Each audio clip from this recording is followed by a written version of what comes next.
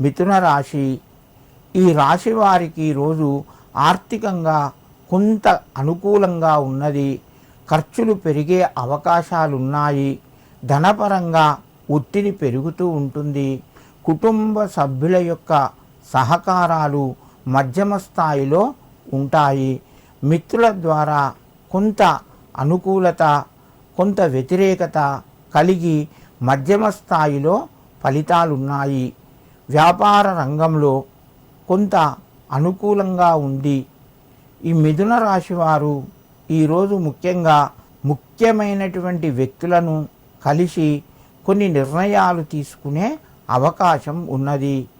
మిథున రాశి వారు ఈరోజు వెంకటేశ్వర స్వామి యొక్క నామస్మరాన్ని తలుచుకొని వెంకటేశ్వర స్వామికి నమస్కరించి మీరు వెంకటేశ్వర స్వామిని ఆరాధించడం వలన మరింత శుభయోగం పొందుతారు.